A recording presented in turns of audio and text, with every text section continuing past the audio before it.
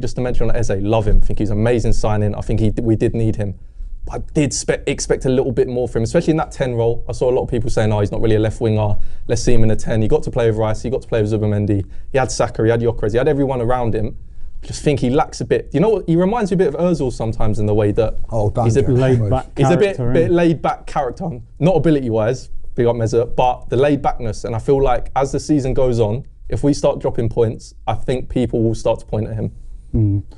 Yeah, like you said, in terms of Eze, he's one of those players that he's so laid back. When it works, it looks amazing. When it doesn't work, you think, oh, you're not really involved in the game. He looked a little bit shy.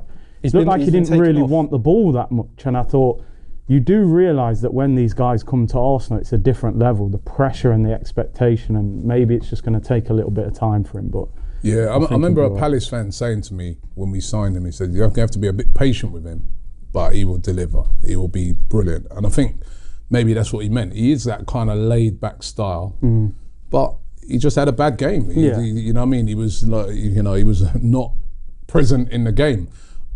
What about Gyokeres?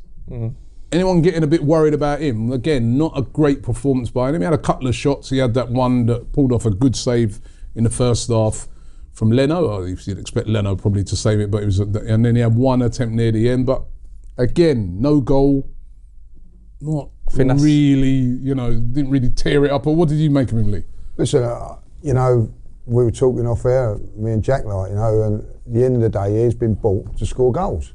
It's as simple as that, you know what I mean? Like, Havertz gets a lot of criticism because he don't score goals, but all the other stuff that Havertz does is fantastic.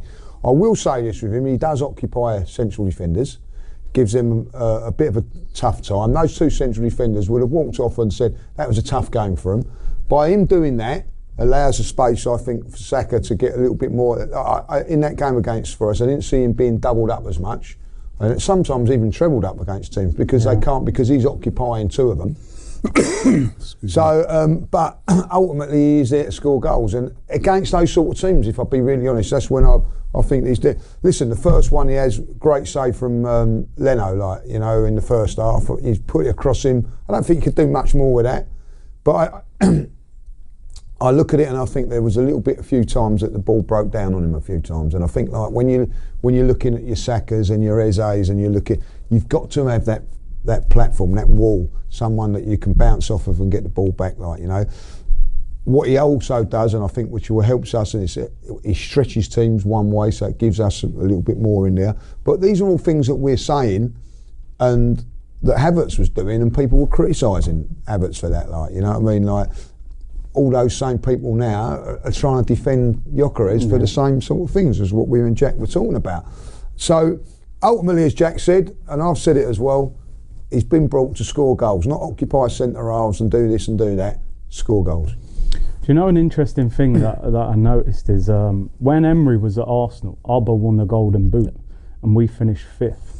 The year after Man City sold Aguero, nobody in their squad scored 20 league goals and they won the title. So if Gyokeres gets 13, 14 goals, we will probably say that's less than we expected. But if we win the league, we won't care. So I am with you, because I was one of those people who was criticising Havertz, saying he's got to score more. So I think Gyokeres has got to... It wasn't a dig at you, by the way. No.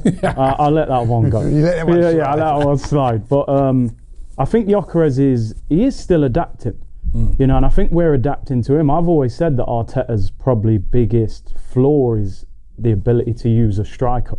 Aubameyang, Lacazette, Eddie, Havertz, they all struggled under this manager.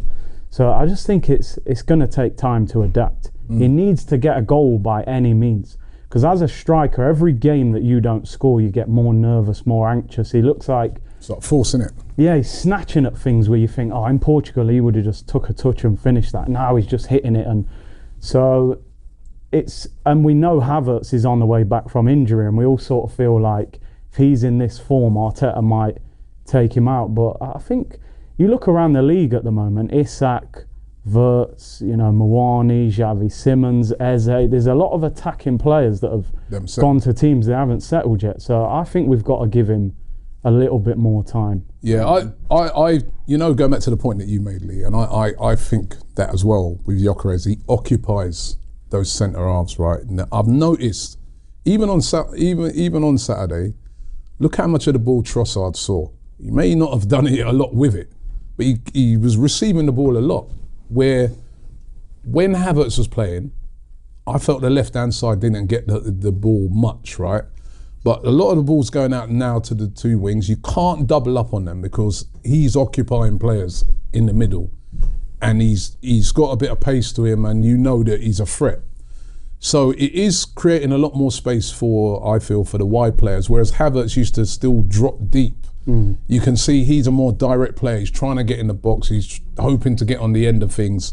So you have to go with him. But certainly, he definitely hasn't settled yet. I don't want us to see, I've mentioned Eze quite a lot this show, but I'm still Team Eze. I want Eze to succeed. I want Eze to win. I want Eze to win things. Oh man, what's this? You've mentioned him a few times, you know. What's going on?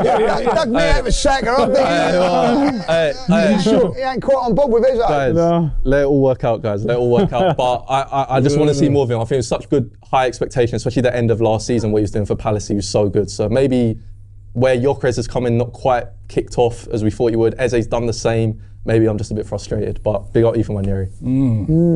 Team Eze. I'm Team Eze, guys. Don't try and put this on to me, and then he's going to score. He's going to score against Atletico. He's going to come back next week and go, no, what's wrong with Eze, Jack? All right. We know